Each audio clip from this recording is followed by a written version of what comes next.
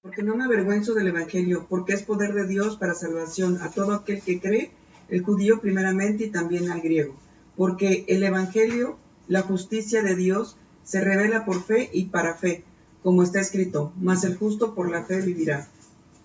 Amén, ¿verdad? Entonces vimos en la clase pasada, ¿verdad?, que nosotros tenemos que vivir, que el Evangelio es poder de Dios para salvación, ¿verdad? Si nosotros creemos realmente en el Evangelio, ¿verdad?, vamos a ser salvos, somos salvos. ¿Por qué? Porque el poder de Dios está ahí. Pablo decía, ¿verdad?, que estamos firmes en esta gracia. En la gracia del Señor podemos estar firmes como un ancla, ¿verdad? Un barco no se mueve si está bien anclado. Nosotros no nos moveremos de Cristo Jesús si estamos anclados en la roca que es Cristo, ¿verdad? Entonces, el apóstol Pablo decía, ¿verdad?, que el Evangelio es poder de Dios para salvación a todo aquel que cree. Es decir, este Evangelio no tiene una exclusión. Este Evangelio es un Evangelio para todos. Es un Evangelio que no distingue razas, ni colores, ni estatus sociales, ni partidarias. Sí, es para todas las personas, ni intelectuales, ¿verdad? Es para todo, para todos. Cristo murió en la cruz del Calvario por todos. ¿Por qué? Porque todos necesitábamos ser salvados, ¿verdad? La humanidad estaba perdida. La palabra de Dios dice en la Escritura, ¿verdad?, que todos estábamos condenados, ¿sí? Que no hay un solo justo delante de Dios, que todos somos pecadores y que todos nacemos como pecadores y que por lo tanto necesitamos, ¿verdad?, salvación. Ese es el punto principal, ¿sí? Entonces, ¿qué dice Juan 3:16? Juan 3:16. Juan 3:16. Porque de tal manera amó Dios al mundo que ha dado a su Hijo unigénito para que todo aquel que en él cree no se pierda, mas tenga vida eterna. Fíjense, va ahí otra vez, porque de tal manera amó Dios al mundo. El apóstol Juan, aquí hablando, ¿verdad?, habla de un amor que no lo puede describir, solo puede decir de tal manera. No Juan pudiera haber escrito porque es un amor muy conocido y que todos nosotros sabemos que es así. El amor de una madre por un hijo es un amor bien grande, ¿verdad? Es un amor, el apóstol Juan bien hubiera podido decir de la manera que una madre ama a un hijo y da todo por él, así nos ama Dios. Pero Juan ve que el amor de Dios supera por mucho el amor de una madre hacia un hijo. Entonces lo puede decir Juan de tal manera amó Dios al mundo que mató a su propio hijo para salvarnos. Así de grande era nuestra condenación que Dios tuvo que matar a su propio hijo para que nosotros tuviéramos salvación. Esa es la manera tan grande que Dios nos amó. Que Él mismo, su Hijo amado, se ofreció para agradar al Padre. ¿Para qué? Para que hubiera salvación para nosotros. Y otra vez que dice Juan, a todo aquel que cree. ¿Verdad? De tal manera amó Dios al mundo que ha dado a su Hijo unigénito para que todo aquel que en Él cree no se pierda, sino que tenga vida eterna. Y ese no se pierda, ¿verdad?, involucra un lugar donde nunca va a encontrarse otra vez el hombre, ¿verdad? No se pierda, ¿qué quiere decir? Que va a ir a un lugar donde nunca va a encontrarse a sí mismo y a alguien más. El lago de fuego y azufre no solo es tormento de que sientes que te quemas y no te consumes, sino va a ser el peor de los tormentos que la humanidad misma lo dice y los grandes psicólogos lo afirman. El peor tormento de una persona es la soledad. Y en ese lugar no va a haber nadie a tu alrededor con quien puedas mitigar tu dolor o tu ardor. Y eso es lo que Dios no quiere. Dice la palabra de Dios que Dios no quiere que el hombre perezca, sino que tenga vida eterna. Y por eso dio a su Hijo unigénito, mostrando su gran amor y llevándolo a la cruz del Calvario para que todo aquel que cree tenga vida eterna. El simbolismo de la salvación es muy semejante, ¿verdad? A como cuando el pueblo de Israel iba en el desierto, ¿verdad? Y se rebelan contra Dios. Y Dios envía serpientes, ¿verdad? Como castigo. Y las serpientes empiezan a morder al pueblo de Israel y la gente empieza a morir. Moisés va ante Dios y le dice, Señor, bueno Moisés, levanta una serpiente dorada, ¿verdad? Levanta una serpiente de bronce y todo aquel que voltea a ver la serpiente va a ser sanado del veneno de las serpientes. Entonces Moisés levanta la serpiente, ¿verdad? Y les dice al pueblo, todo aquel que voltea a ver a la serpiente, el efecto de la mordedura de la serpiente no les va a hacer daño. ¿Y qué creen? Que muchos no voltearon. Porque así es nuestro corazón, incrédulo contra Dios. Pero todos los que sí voltearon y pusieron su confianza, no en la serpiente, sino en la palabra de Dios. Sino en la palabra de Dios, ¿verdad? En la palabra de Dios que Dios le había dicho, si la voltean a ver, van a ser salvos. Y eso también significa salvación, significa salud, van a ser sanados.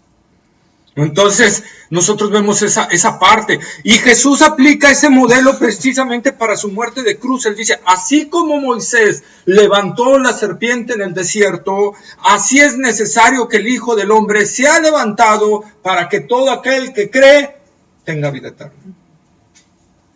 ¿Sí? Entonces, la salvación es para todos, pero hay un requisito. ¿Y ese requisito cuál es? Creer.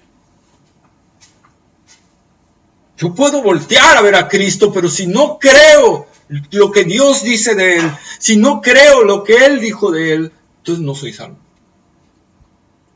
Tengo que creer lo que Dios dice.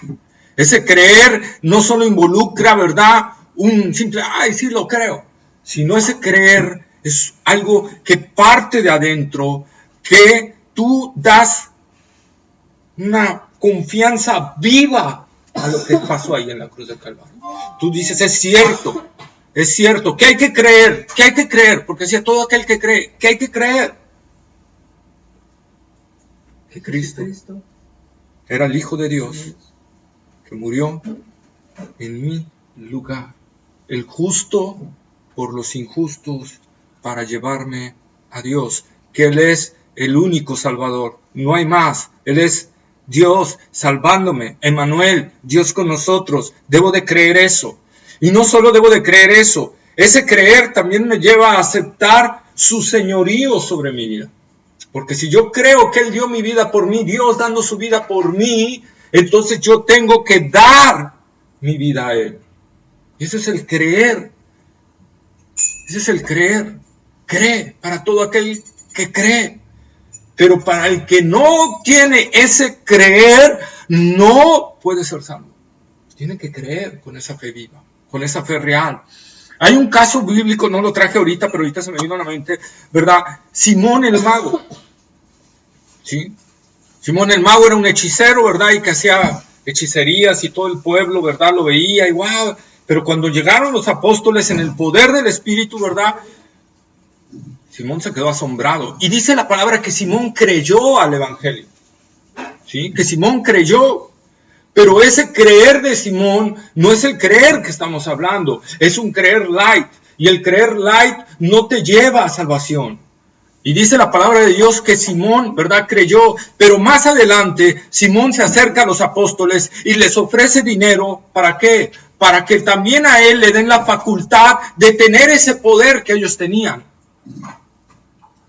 Y Pedro le dice, veo que estás muy mal, tu dinero perezca contigo, te veo en prisiones de oscuridad y en hiel de amargura. ¿Qué quiere decir? Que no era salvo. Que se iba al infierno. Que se iba al infierno. Mas, sin embargo, creyó, pero ese creer de yo creo. Pero era un creer de conveniencia. Y ese no salva. No salva. Es como, es decir, yo creo en Cristo. Muchos cristianos hoy le dicen, ¿tú crees en Cristo? Y dicen, sí, yo creo en Cristo. Pero su vida no refleja a Cristo. No refleja el señorío de Cristo. No refleja la vida de Cristo. Entonces, el creer hace una transformación dentro de mí que hace una nueva naturaleza. Entonces ahora yo voy a tratar de agradar a Dios. Tengo luchas con mi carne, sí. Pero mi deseo y mi anhelo es agradar a Dios. ¿Por qué? Porque he entendido que yo no merecía esa salvación. Y Él me salvó. ¿Verdad? Y Él me salvó. Eso es lo que yo debo entender. Por eso el evangelio se extiende, ¿verdad? A todos. Y es un evangelio que dice a todo aquel que cree. Esto involucra, ¿verdad? Solo por fe. Es un evangelio solo por fe. No hay otro ingrediente más. La fe. Pero esto Dios te lo da. Sí, la fe. Sí, porque dice, ¿no? Porque en el evangelio la justicia de Dios se revela por fe. En Romanos 1:17. Sí, pero apenas vamos en el 16. Vamos en el 16. Entonces, estamos viendo esa parte, ¿verdad? Y esa fe, esa gracia con la que el Señor opera en nosotros, ¿verdad? Es la fe. Por medio de la fe. Y la fe es eso, creer. La fe es creer. La fe es que... ¿Qué es la fe? Dice Hebreos 11:1. A ver, vean Hebreos 11:1, por favor. Hebreos 11:1 y 11:6. Jorge.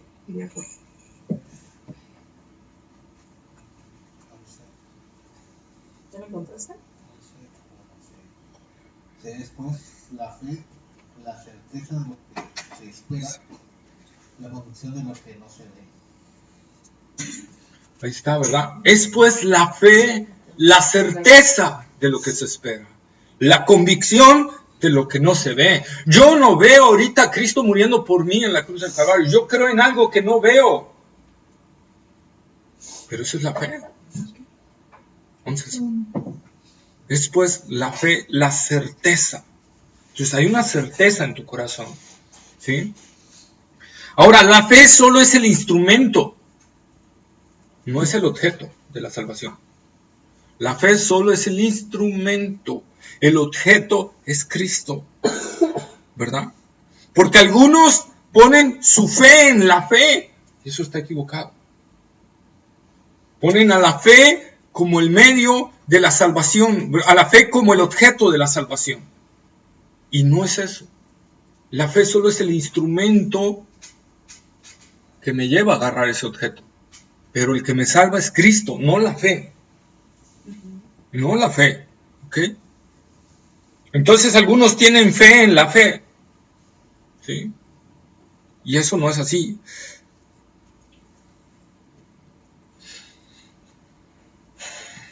Entonces la oferta es para todos. Dios está llamando a todos los hombres en todo lugar que se arrepientan y que se conviertan y que crean en el evangelio. Venid a mí, dice el Señor. La invitación es esa. Cristo está invitando a todos que vengan a Él. Pero ¿por qué la gente no viene a Cristo? Por su misma incredulidad. Es más, y ahorita es lo que vamos a ver, si Dios en su soberana voluntad no decidiera salvar a algunos y haberlos elegido desde antes de la fundación del mundo, nadie sería salvo. Y el problema no es Dios, el problema somos nosotros, que no queremos creer. La incredulidad que hay en nuestros corazones, ¿verdad? Porque dice el Señor, ¿por qué? Porque amaron, y esta es la condenación, que amaron más las tinieblas que la luz.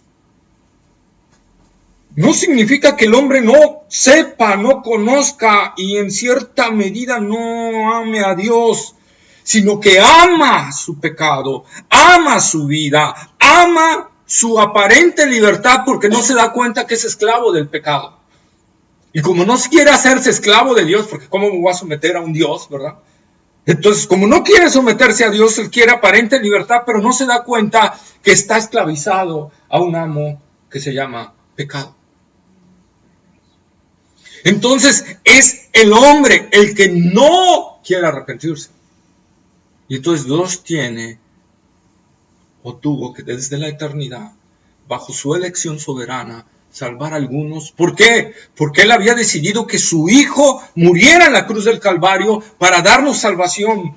Pero si Dios no elige a nadie, el sacrificio de Cristo hubiera sido en vano. Y Él no iba a permitir que el sacrificio de su Hijo fuera en vano. Por eso Dios salva soberanamente. ¿Por qué Dios nos salva a todos? Porque dejaría de ser justo. Dios ha decidido elegir soberanamente a algunos y a los otros los ha dejado a la propia elección de su corazón. Dios los ha dejado a la propia elección de su corazón. Por eso todo aquel que crea va a ser salvo. Cualquier hombre que voltee a ver a la cruz es salvo. El problema es que no quieren voltear. Ese es el problema. Porque compromete. Porque además de que compromete, no quieren dejar su vida pasada. No quieren arrepentirse de su pecado. No quieren seguir viviendo su vida de pecado, de maldad. Quieren seguir viviendo en vicios, en lujurias, en lascivias, en deleites, en miles de cosas, porque no quieren dejar su vida pasada. Por eso dice la palabra de Dios, el que está en Cristo es nueva criatura. Hay un cambio en nuestras vidas y en nuestros corazones, ¿sí? Y eso es lo que Dios nos está hablando, ¿verdad? Y nos está diciendo. Por favor, leamos Juan capítulo 6, versículos 37, 44 y 65. ¿Versículos qué? 6, 37. 44, capítulo 6, versículo 37. 44 y 65. Ok. Todo lo que el Padre me da, vendrá a mí, y al que a mí viene, no le echo fuera. Ahí estaba. Todo lo que el Padre me da, vendrá a mí. Y Jesús, antes en los versículos anteriores, dice, ustedes no quieren venir a mí para que yo les dé vida. Ustedes no quieren. ¿Quién es el que no quiere? El hombre. No es Dios, es el hombre. Entonces, todo lo que el Padre me da, o sea, todo lo que en la acción soberana de Dios va a venir a mí. Y yo les voy a dar vida eterna. El 44 y el 65 dicen lo mismo, pero los leemos, por favor. Ninguno puede venir a mí si el Padre que me envió no le trajere, y yo le resucitaré en el día postrero. Y el 65, y dijo, por eso os he dicho que ninguno puede venir a mí si no le fuere dado del Padre. Ahí está, ¿verdad? Entonces, esas son las palabras. Esas son las palabras del Señor. Entonces, el Evangelio no es inclusivo, es para todos. Para todos. ¿Quieres ser salvo? Voltea a ver a Cristo. Reconócelo como el Señor y Salvador de tu vida. Y reconócete como pecador. Y tendrás salvación. Y tendrás vida eterna. Dale hoy a Cristo, hoy el control de tu vida. Dale, como dice la palabra del Señor, dame, hijo mío, hoy tu corazón.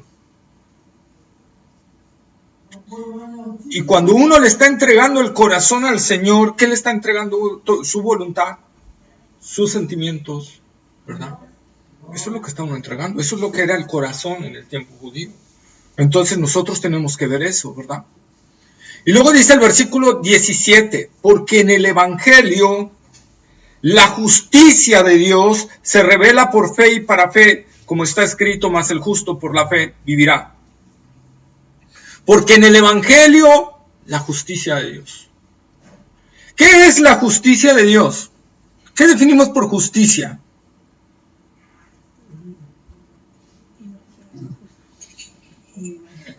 ¿Perdón? Dilo. No, dilo sin miedo. Dilo, ¿qué es? Sin miedo, no hay. ¿Qué es la justicia de Dios? No, es aportar, para que vayamos aclarando nuestro concepto. ¿Qué te justifica? ¿Qué te justifica? ¿Qué es la justicia de Dios? No me sé definir. En vuestras palabras. ¿O qué es el término justicia? Ahorita hablaremos de Dios. Término justicia. ¿Qué es justicia? Obtener lo que te mereces. Bien. ¿Qué más? ¿Qué es justicia?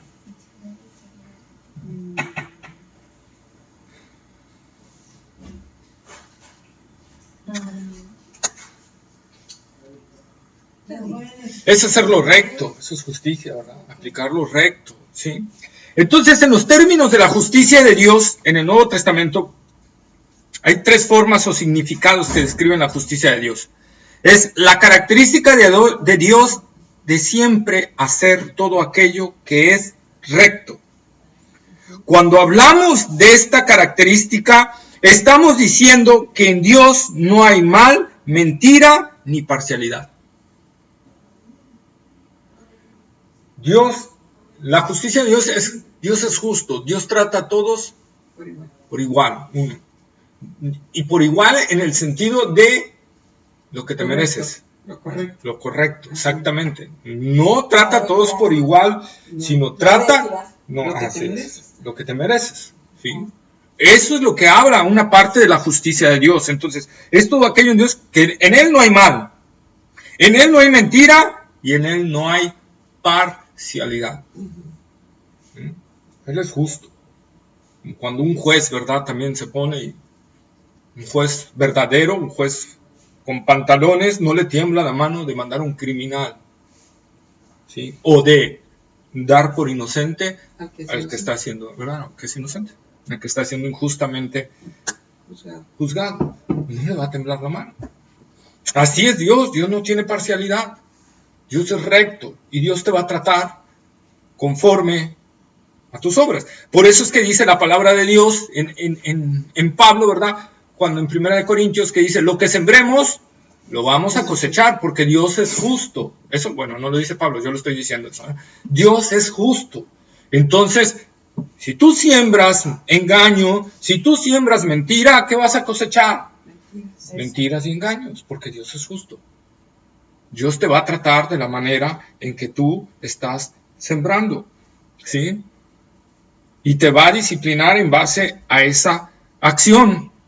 Luego el 2 es al método de Dios, o sea, la segunda definición que encontramos de justicia de Dios dentro de la Biblia, es el método de Dios de justificar pecadores impíos. El método de Dios de justificar pecadores impíos. A eso le llamamos la justicia de Dios. ¿Cuál es ese método de Dios? Bueno, que el justo pagara por nosotros los injustos. De tal manera que al Dios perdonarme a mí, no me está perdonando por mis pecados, ni me está perdonando por mi buena conducta o por porque lo merezcamos, ¿verdad? Sino me está perdonando porque cuando yo creo en Jesucristo, ¿por qué Dios me perdona? Por Cristo.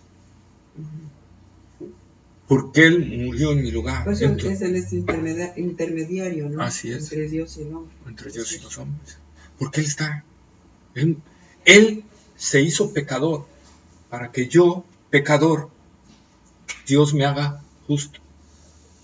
Dios se hizo maldición por nosotros en la cruz del Calvario, porque escrito está, maldito todo aquel que es colgado en un madero. Entonces Dios se hizo maldición para que la maldición de Dios recayera sobre Él y ahora su bendición recayera sobre nosotros. De tal manera que nuestro pecado Dios lo imputa a Cristo, Dios lo carga a Cristo, y la justicia de Cristo, o sea, su rectitud, su manera de andar, su manera de observar la ley, su manera de guardar los mandamientos, todo eso me lo carga a mí. Entonces hubo un intercambio en la cruz. Por eso Dios no deja de ser justo. Porque Él puede perdonarme porque hay una muerte. La paga del pecado es muerte. Eso Dios lo decretó. Y por eso los sacrificios de animales nunca pudieron presentarnos perfectos delante de Dios. ¿Por qué?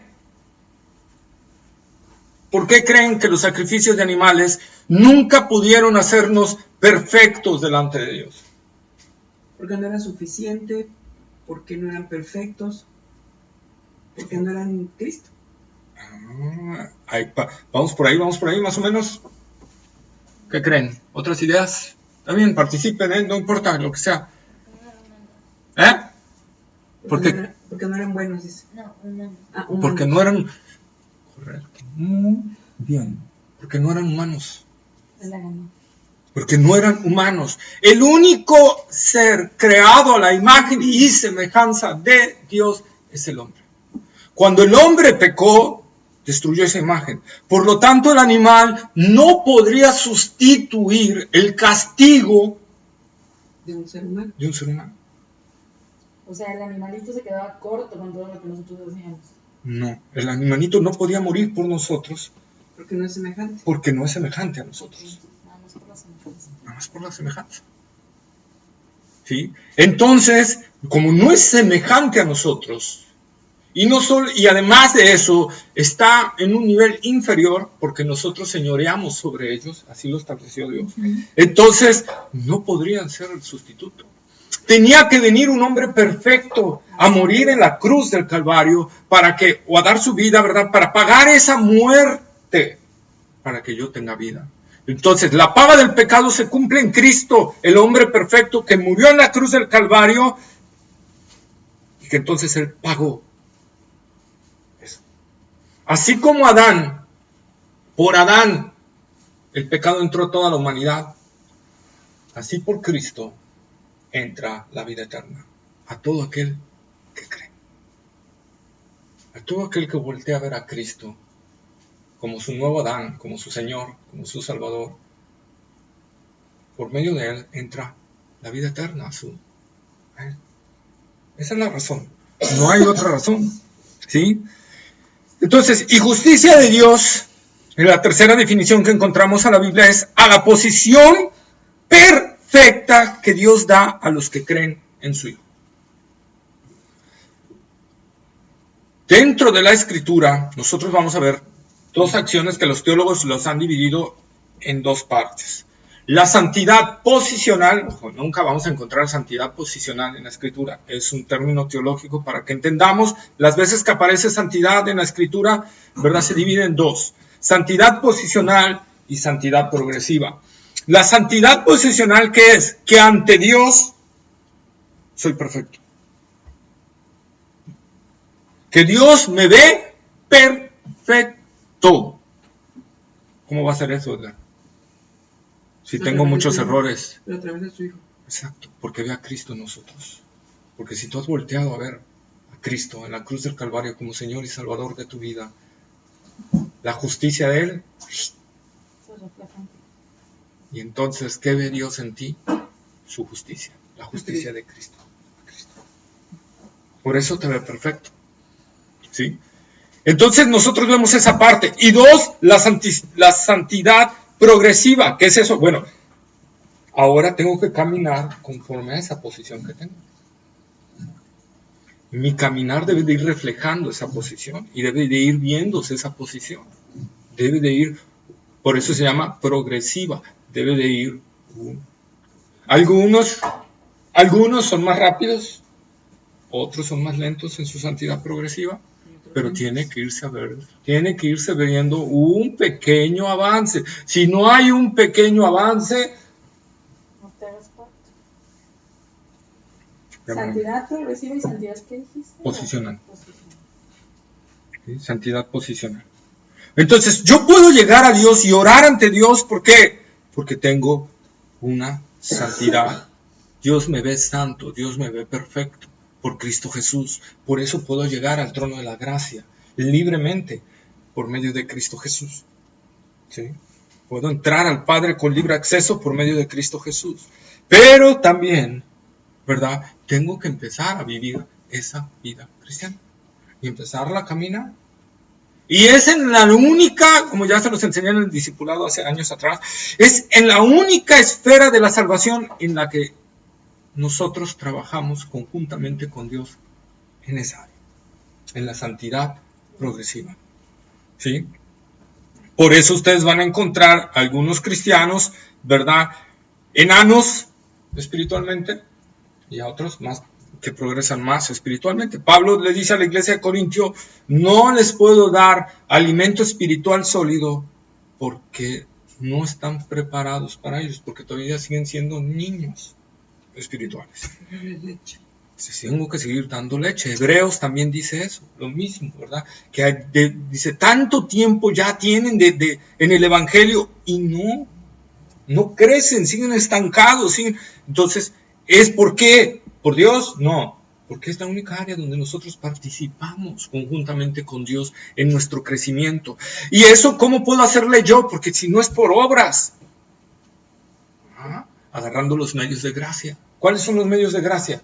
La oración es un medio de gracia que Dios da para que nosotros crezcamos espiritualmente. 2, la palabra de Dios, estudiar la palabra de Dios. ¿Qué le dijo Dios a Josué? Nunca se apartará de tu boca este libro de la ley, sino que de día y de noche meditarás en él, para que hagas conforme a todo lo que en él está escrito, porque entonces harás prosperar tu camino y todo te saldrá bien. Y eso, trasladándolo a la iglesia, es vida espiritual, crecimiento espiritual, fortaleza espiritual, victoria espiritual. Eso habla. Cuando Pablo dice, pónganse toda la armadura de Dios. Y en toda la armadura de Dios, ¿qué está? La fe, la Biblia, la espada del Espíritu. Y luego Pablo dice, ¿dónde entra la oración? Después Pablo dice, orando con toda oración y súplica en el Espíritu. Entonces, son los medios de gracia que Dios nos está dando para que podamos crecer en la salvación que es en Cristo Jesús y podamos caminar conforme a lo que Dios nos ha dado. ¿Sí?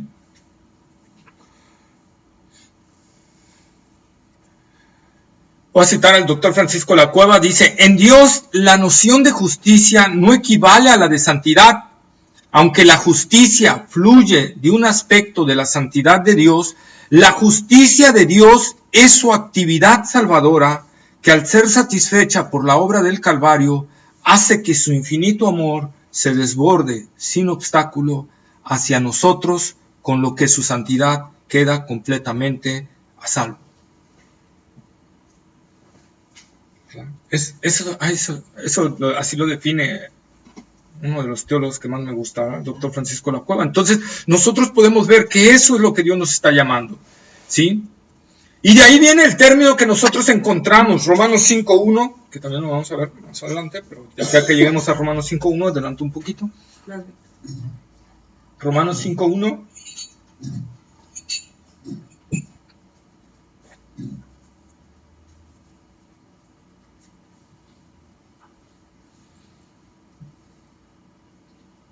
Romanos 5.1 dice, justificados pues por la fe, tenemos paz para con Dios por medio de nuestro Señor Jesucristo.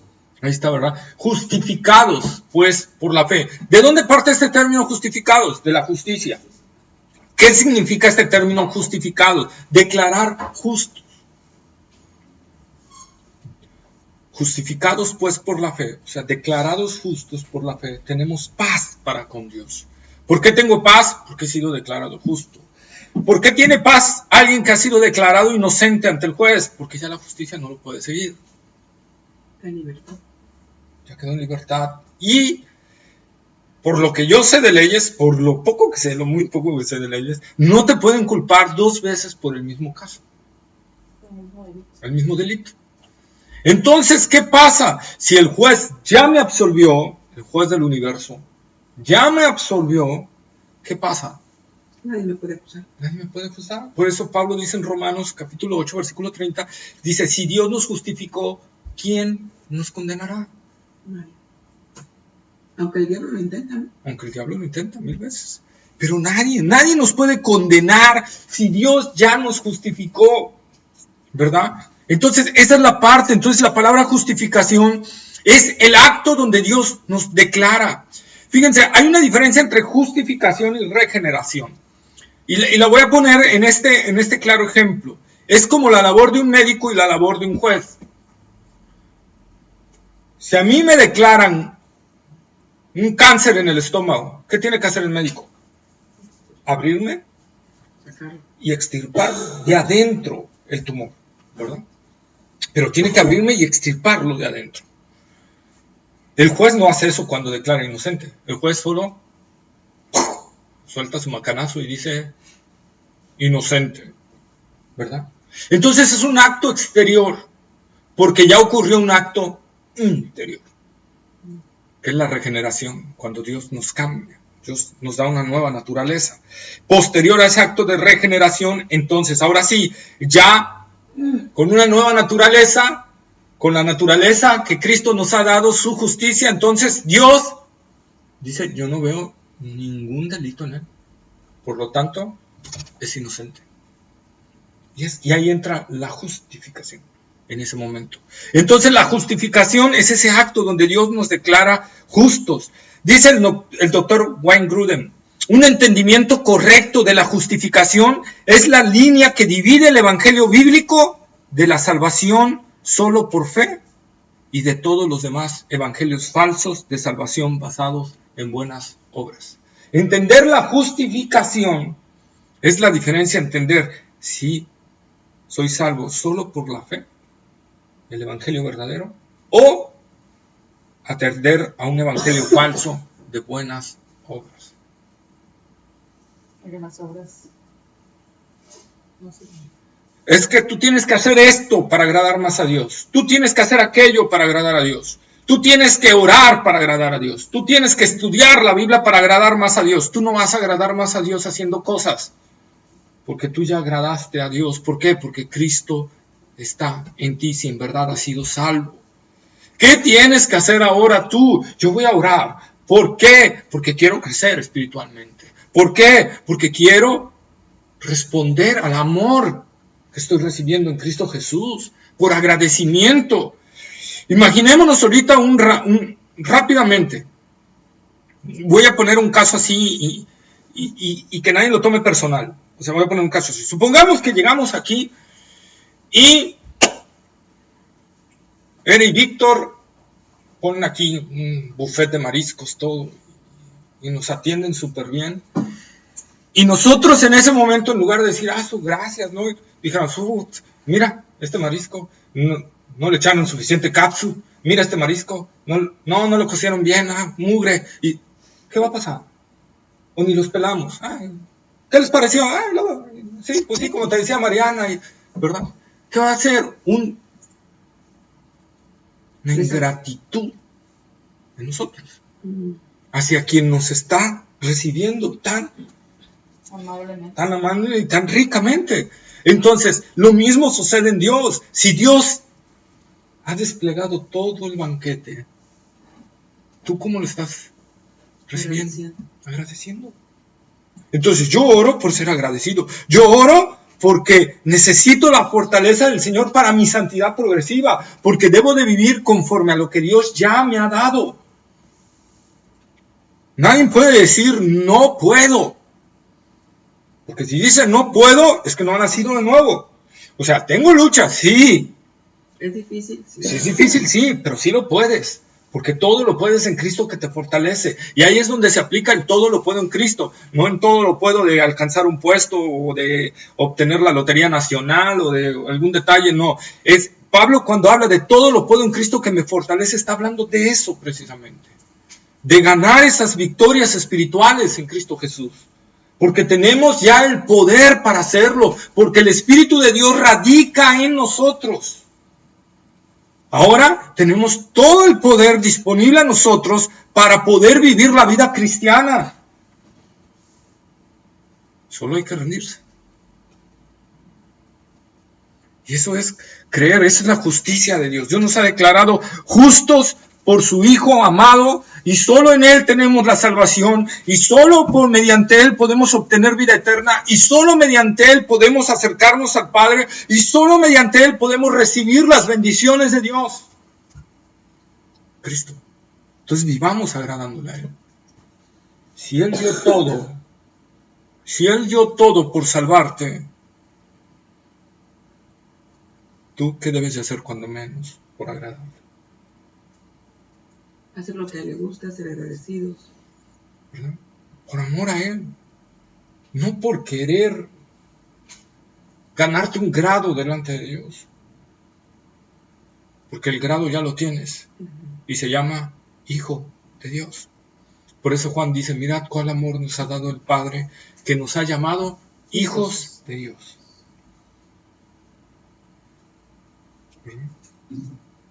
Entonces, esa es la parte que nosotros tenemos que ver.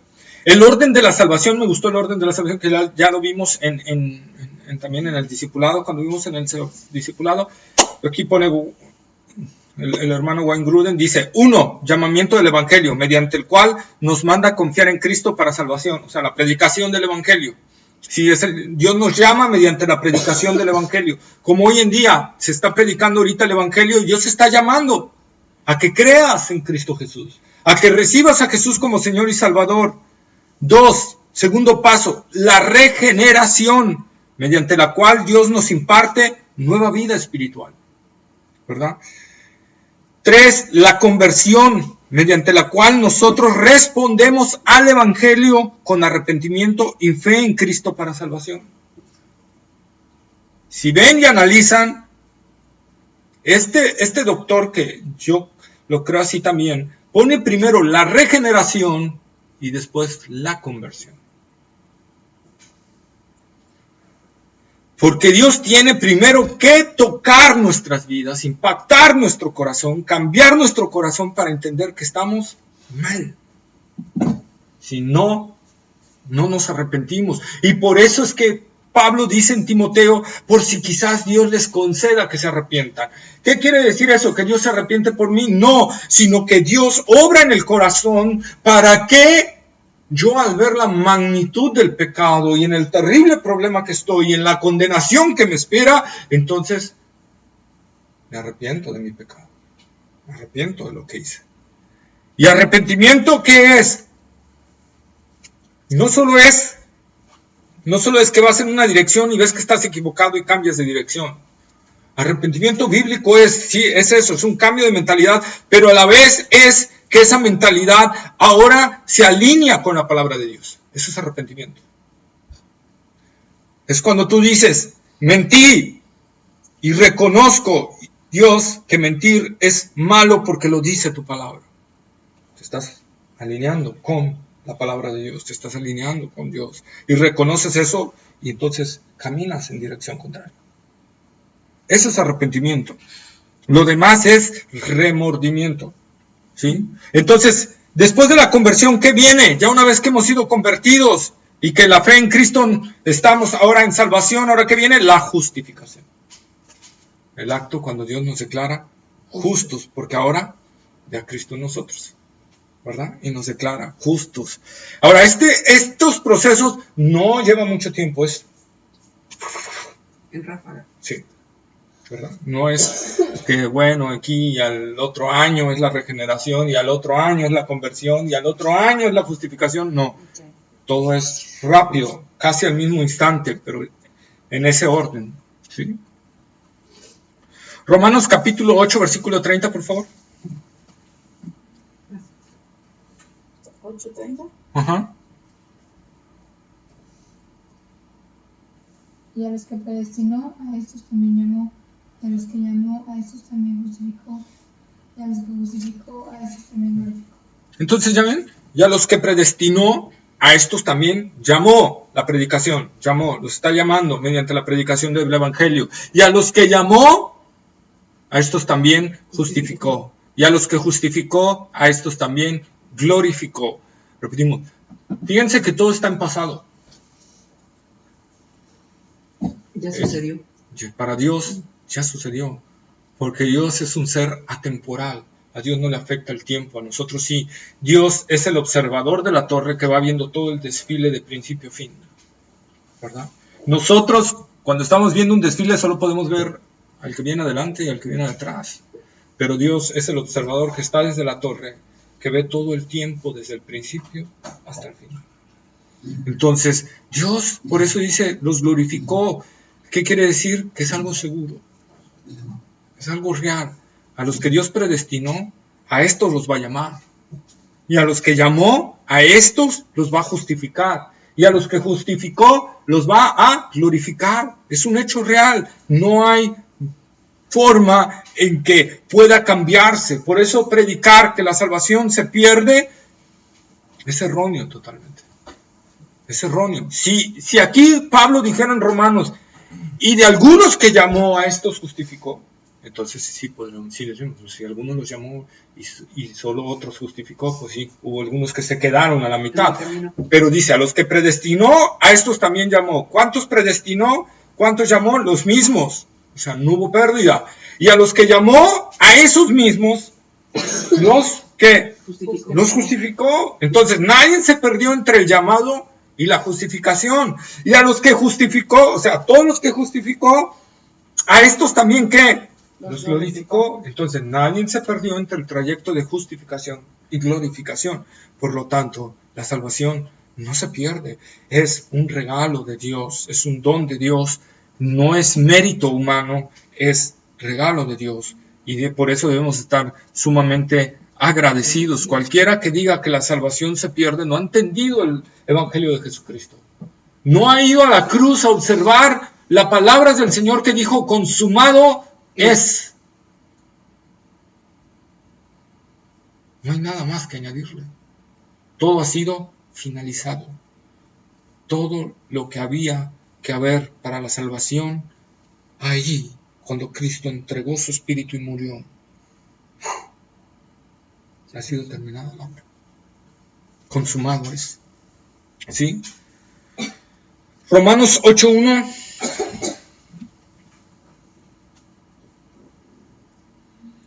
Y el siguiente que me da, Romanos 8:33 y 34. 8:1. Ahora pues ninguna condenación hay para los que están en Cristo Jesús, los que no andan conforme a la carne, sino conforme al Espíritu. Ok. ¿Quién escogerá? ¿Quién acusará a los escogidos de Dios? Dios es el que justifica. ¿Quién es el que condenará? Cristo es el que murió, más aún el que también resucitó, el que además está a la diestra de Dios, el que también intercede por nosotros. ¿Está? Lean esos textos detenidamente. Romanos 8:1, ya saben, y se los he repetido varias veces. La segunda parte de Romanos 8:1 no debe de estar, porque no está en los manuscritos más antiguos. ¿Sí? Romanos 8:1 solo que en los manuscritos no había versículos ni capítulos. Pero Romanos 8:1 se debe de leer, ninguna condenación hay para los que están en Cristo Jesús. Se acabó. Lo demás no está en los manuscritos, fue una añadidura posterior. ¿Sí? Entonces, ninguna condenación hay para los que están en Cristo Jesús. No hay forma, no hay manera en que alguien que ha sido salvado por la gracia de Dios se pueda perder. En el Antiguo Testamento, Dios hablando al profeta Isaías o Jeremías, no me acuerdo, dice que Dios abriría un nuevo camino que por muy torpe que fuere la persona, no se extraviaría. Entonces, ese es el camino de Dios, ese es el camino de la salvación. Por muy torpe que tú seas, por muy débil que tú seas, por muy testarudo, no te vas a perder si en verdad naciste de nuevo, ¿verdad? Te vas a tropezar a lo mejor y de repente te vas a dar unos golpecitos por ahí, ¿verdad? Pero no te vas a perder, ¿sí? Esa es la parte que nosotros tenemos que ver, ¿verdad? Luego dice el apóstol Pablo, porque la justicia de Dios se revela por fe y para fe. ¿Qué quiere decir esto? Lo que quiere decir el apóstol Pablo es que la salvación es por fe y nada más que por fe y solo por fe. ¿Sí? La justicia de Dios se revela por fe y para fe, es decir, fe de principio a fin. No hay nada más que agregarle. Traigo otras traducciones de la Biblia que nos ayudarán a entender. Por ejemplo, la traducción Dios habla hoy dice, pues el Evangelio nos muestra de qué manera Dios nos hace justos. Es por fe de principio a fin. Así lo dicen las Escrituras. El justo por la fe vivirá. Luego en la versión Nueva Traducción Viviente dice, esta buena noticia, o sea el Evangelio, que es lo que significa buenas nuevas, nos revela cómo Dios nos hace justos ante sus ojos, lo cual se logra del principio al fin por medio de la fe, como dicen las Escrituras, es por medio de la fe que el justo tiene vida. La palabra de Dios para todos dice, la buena noticia acerca de Cristo revela el plan de Dios para traer justicia al mundo entero. Se está extendiendo de los que creen a los que van a creer. Como está escrito, el aprobado por Dios, por la fe vivirá. Entonces nosotros podemos ver que lo que Pablo aquí está diciendo, ¿verdad? Es que la salvación de principio a fin es por fe y solo por fe. Una fe viva en el Señor Jesucristo. Una fe real, un creer absoluto en Él. ¿Sí? Por eso el apóstol Pablo le dice al carcelero de Filipos, cuando el carcelero de Filipos le dice, ¿qué debo hacer para ser salvo? Pues mira, tienes que 20 Ave Marías. 20 Ave Marías, 40 Padres Nuestros. Tienes que bautizarte. Después de ahí, tienes que recibir un estudio profundo de la palabra de Dios. Y después de ahí, tienes que hacer otras cosas, y esto y aquello, ¿verdad? Además de que para ser salvo, tienes que ponerte la del pueblo. Entonces, eso pasa, ¿verdad? Y Pablo no le dice eso. Pablo lo que le responde es, cree en el Señor Jesucristo.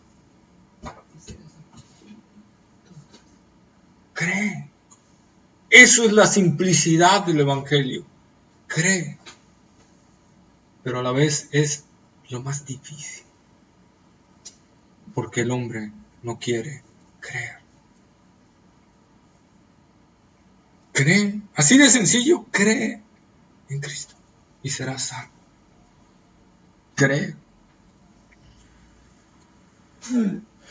Y el apóstol Pablo dice, como está escrito. ¿Qué quiere decir?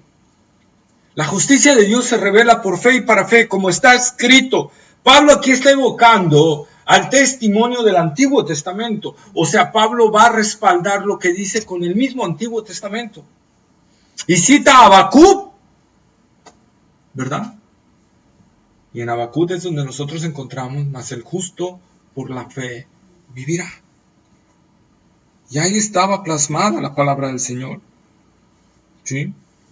Mas el justo por la fe vivirá. ¿Quieres tener vida en Cristo Jesús? Tienes que creerle. Tienes que creer que realmente Él murió por ti en la cruz del Calvario. Que tú merecías el castigo de Dios. Que tú merecías la ira de Dios. Que tú mereces el ser condenado. Pero que Cristo vino a pagar en tu lugar.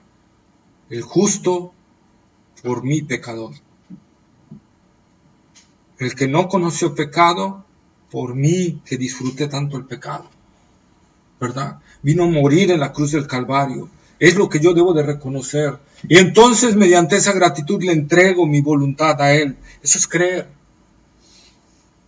Eso es creer. Eso es creer en Cristo. No es otra cosa que tú voltees y le entregues tu plena confianza a Él para que seas salvo.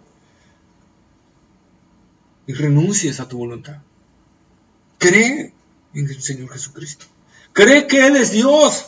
Cree que Él murió por ti en la cruz del Calvario. Cree que Él te va a salvar y que va a venir por ti porque Él lo prometió. Entonces tú crees de esa manera. Entonces en ese momento Dios va a obrar en tu corazón. Vida eterna tendrás. Vida eterna tendrás.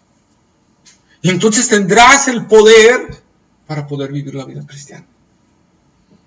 Para orar, para adorar a Dios, para glorificar a Dios, para ofrecer sacrificios vivos, santos, agradables a Dios, que es nuestro culto racional, porque Él lo merece. No porque yo quiera agradar a Dios, no porque yo quiera recibir, algo de Dios, no porque yo quiera ganarme un premio delante de Dios, sino porque Él lo merece, porque Él es digno, porque Él es dueño de todo. Y yo no, y yo, dueño de nada. ¿Verdad?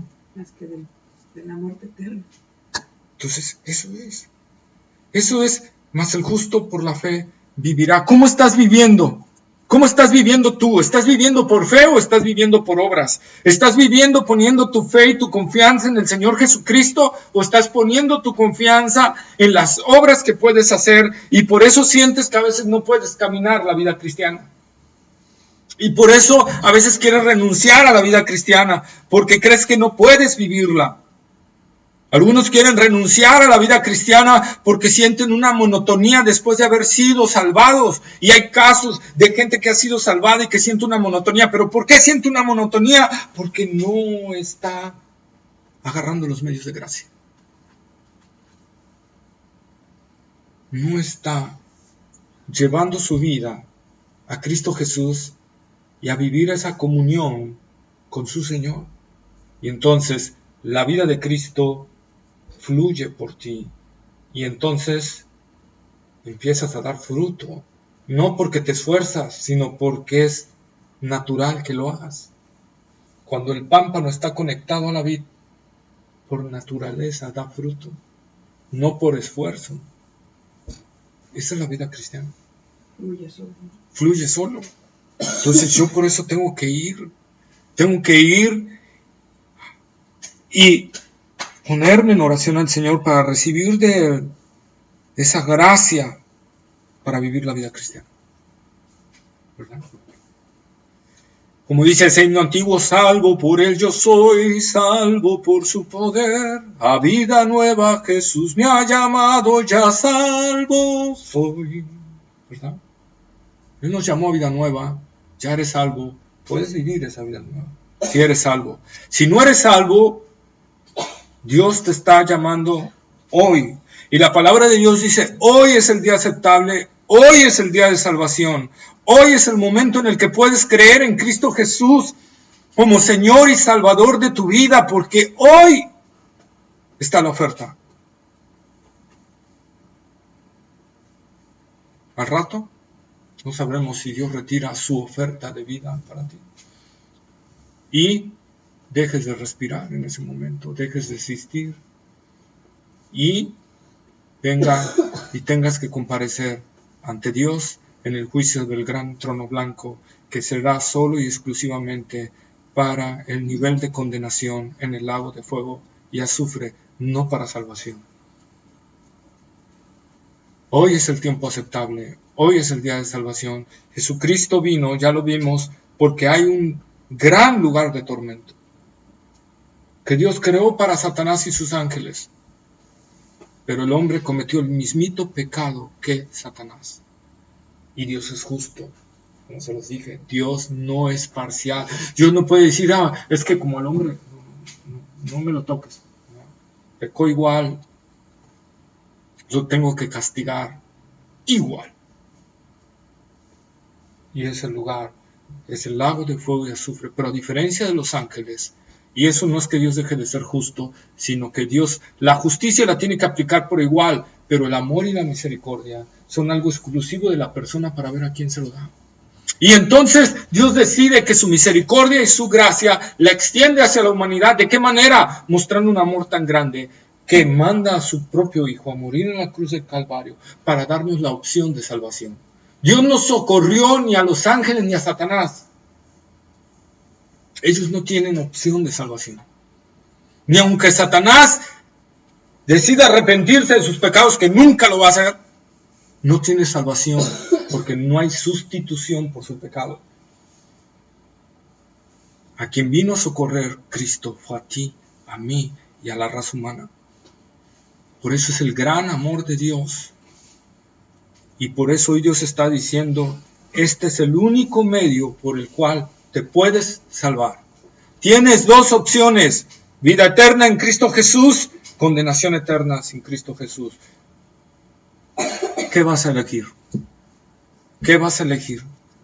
Medítalo en tu corazón y toma al Señor en serio, porque la salvación no es algo, la salvación es más importante, es la decisión más importante de tu vida.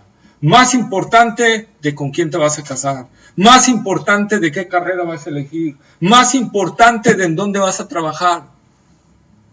Es la decisión número uno que tenemos que hacer de nuestra vida, porque El estudio no te va a salvar. La pareja no te va a salvar. El medio económico no te va a salvar. Solo Cristo es lo único que te puede salvar. Y hoy es el día de salvación. Hoy es el día aceptable. Dios está lanzándote la oferta. Y yo sé que el Espíritu Santo está actuando en corazones. Y Dios está diciendo, hoy es el día en que debes rendir tu vida. Tienes que renunciar a tus cosas y entregar tu voluntad al Señor y creerle. Y Él va a hacer esa obra que Él ha prometido hacer, porque Él no falla a ninguna de sus promesas. Amén. Vamos a orar. Buen Dios y Padre Santo, Señor, tú eres bueno, Señor. Y mostraste tu bondad, tu misericordia, tu gracia en la cruz del Calvario. Señor, en ese bendito intercambio donde Cristo, el justo, el santo, el verdadero, muere por nosotros, los pecadores, los impíos, los incrédulos, los falsos, los hipócritas, Señor. Y Él viene y dar su vida por gente que no merecía nada, Señor. Que no merecíamos tu salvación. Que no merecíamos, Señor, el ser llamados hijos de Dios. Pero inexplicablemente tú decidiste amarnos, Señor. Y decidiste en tu gracia soberana, Señor, proveernos medio para salvación. Proveer al Cordero para el holocausto, para la expiación, para pagar por nuestros pecados. Y como no había hombre perfecto, como no había un hombre que pudiera llevar a la perfección, que pudiera llegar a esa vida de santidad, tú enviaste a tu Hijo amado a que se encarnara, se hiciera hombre, viviera con nosotros, caminara con nosotros. Y nosotros lo maltratamos, lo azotamos, lo escupimos, le golpeamos, Señor, lo crucificamos y lo matamos. Para ver el terrible odio que hay en nuestro corazón hacia ti, Señor. Pero tú ocupaste todo eso para darnos el medio de salvación. Tú ocupaste, Señor, nuestra misma maldad y nuestro mismo odio, lo ocupaste para darnos bendición, Señor. Y para proveer en Cristo Jesús, en esa muerte en la cruz del Calvario, nuestra salvación. Para todo aquel que cree. Dios, te rogamos, Señor, que nos hagas entender este gran sacrificio, Señor. Que nos hagas entender el alto costo, el alto precio que pagó Cristo en la cruz del Calvario por nosotros, los injustos, los pecadores, los hipócritas, los falsos, los mentirosos, Señor. Haznos entender esto, Señor. Y voltear y ver a la cruz y ver que el perfecto, el que no mintió, el que no trató a nadie hipócritamente, Señor, el que trató a todos con amor, lo crucificamos, lo herimos y lo matamos. Y tú a través de ese odio de nosotros, Señor, lo ocupaste para darnos salvación. Y hoy la oferta es que todo aquel que cree, Señor, todo aquel que cree, oh Señor, despierta ese creer en los corazones. Despierta ese creer en cada uno de nosotros, Señor. Despierta esa fe viva, esa fe auténtica, Señor. Que nazca en el corazón más duro, Señor. Una fe viva, Señor, y ese corazón se ha transformado en un corazón de carne, Señor. Y pueda hoy humillarse ante el Señor Jesucristo y reconocer que Él es su Salvador y el dueño y el amo de su vida, Señor. Que hoy pueda reconocer a Cristo como su único Salvador y su único Señor. Que hoy pueda venir la salvación al corazón del que no ha sido salvo, Señor. Y de los que en tu gracia y en tu misericordia hemos obtenido salvación. Ayúdanos, Señor, a caminar en esa posición. Señor, te pedimos perdón porque no hemos andado en esa posición. Te pedimos perdón, Señor, porque no hemos hecho las cosas que a ti te agradan. No hemos sido agradecidos contigo por esta salvación tan grande que tú nos has dado, Señor. Porque no hemos respondido, Señor, como tenemos que responder en ese amor, en esa gratitud, en esa entrega, Señor. Perdónanos, Señor. Te pedimos perdón en el nombre de Jesús y cámbianos, Señor. Cambia nuestra mentalidad de tal manera que, como dice Pablo en Filipenses, haya en nosotros ese sentir que hubo en Cristo Jesús, el cual, siendo en forma de Dios, no estimó el ser igual a Dios como cosa que aferrarse, sino que se despojó y tomó forma de hombre y se hizo obediente hasta la muerte y muerte de cruz. Señor, que así sea en nosotros. Que así sea contigo, Señor. Que ya no lo que nosotros queramos, sino lo que tú quieres. Eso hagamos, Señor. Gracias, Padre. En tus manos entregamos cada corazón, Señor. En tus manos entregamos nuestra vida cristiana. En tus manos entregamos la incredulidad que haya, Señor, para que tú la transformes y la cambies, Señor, mediante tu poder y la predicación de la palabra. Gracias, amado Padre. Recibe toda la gloria en Cristo Jesús, Señor nuestro. Amén. Amén. Amén.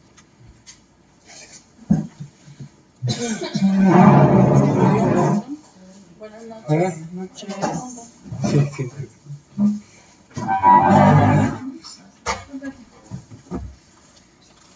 Es que... ¿Metiste papeles? Sí, aparte por el otro, pero no me iba a alcanzar.